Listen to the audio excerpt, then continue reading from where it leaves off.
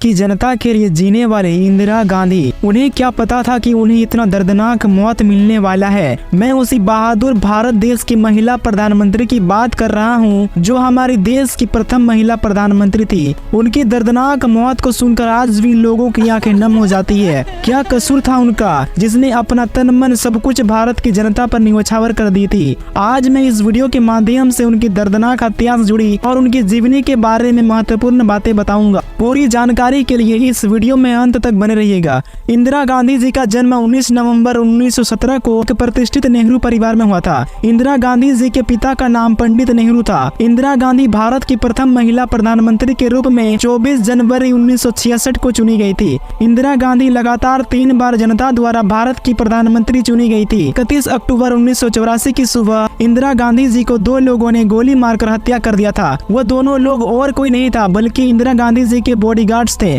जिसमें शामिल थे बेअंत सिंह और सतवंत सिंह। ये हत्या तब की गई जब प्रधानमंत्री जी सुबह 9:10 पर अपने आवास से कर्मचारियों के साथ बाहर की ओर प्रस्थान कर रही थी। चलते चलते उनके आवास के सामने अकबर रोड तक जैसे ही पहुंची, गेट पर तैनात सुरक्षा कर्मी बेअंत सिंह ने अपनी सर्विस रिवॉल्वर निकाला और बिना कुछ कहे इंदिरा जी पर 3 गोलियां चला दिया। इसके बाद इंदिरा जी जमीन पर गिर पड़ी। तभी बेअंत सिंह ने अपने साथ काम कर रहे सतवंत सिंह को चिल्लाकर बोला कि तुम खड़े खड़े क्या देख रहे हो। इतना सुनने के बाद सतवंत सिंह ने अपनी ऑटोमेटिक कार्बाइन बंदूक की सभी 25 गोलियां को इंदिरा जी के शरीर पे अंधाधुंध चला दिया। उसके बाद जवाबी फायरिंग में हत्यारे बेअंत सिंह को मार गिराया गया। इतना सब कुछ होने के बाद खून से लथपथ इंदिरा गांधी जी को जल्दबाजी में अस्पताल ले जाया गया, लेकिन कठिन प्रयासों के बाद भी इंदिरा जी की जान नहीं बच पाई। अस्पताल के डॉक्टरों ने उन्हें मृत घोषित कर दिया। दरअसल इंदिरा जी को पहले ही अंदाजा लग चुका था कि उनकी जान खतरे में है। इंदिरा जी उड़ीसा में जनता के समक्ष अपनी आखिरी भाषण देते हुए बोली कि आज मैं जिंदा हूँ, शायद कल ना रहूँ। चिंता नहीं है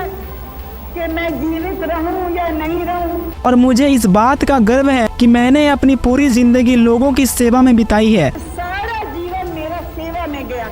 मैं अपनी अंतिम सांस तक जनता की सेवा करती रहूंगी। मेरे खून की हर एक बूंद भारत की एकता को मजबूत बनाएगी। दोस्तों, शायद उनकी मौत का कारण ऑपरेशन ब्लू स्टार ही था। अब आप बोलोगे कि ऑपरेशन ब्लू स्टार क्या था? पंजाब को भारत से अलग करके खालिस्तान राष्ट्र बनाने की मांग थी। खालिस्तान का मतलब वो जमीन जो खालसा की हो, यानी वह जमीन सिर्फ सिख की हो। इतिहास में 6 जून की तारीख एक ऐसी जख्म के तौर पर दर्ज है जिसे भूला पाना मुश्किल ही नहीं नामुमकिन है। अमृतसर के स्वर्ण मंदिर को अलगाववादियों से आजाद कराने के लिए इस ऑपरेशन ब्लू स्टार को चलाया गया था। इसी के चलते प्रधानमंत्री इंदिरा गांधी ने इस ऑपरेशन का फैसला लिया था। इस ऑपरेशन की शुरुआत 1 जून 1984 को हुई थी। 3 जून को भारतीय सेना अमृतसर में दाखिल हुई और स्वर्ण मंदिर के चरमपंथियों को घेर लिया गया। 6 जून 1984 को इंदिरा गांधी जी ने सेना को स्वर्ण मंदिर परिसर में घुसने और ऑपरेशन ब्लू स्टार शुरू करने का आदेश दे दिया, जिसके बाद उस मंदिर परिसर में बहुत सारे खून खराबे हुए। इसमें करीब 493 लोग मारे गए थे और 248 लोग घायल हो गए थे। साथ ही 83 जवान शहीद भी हुए।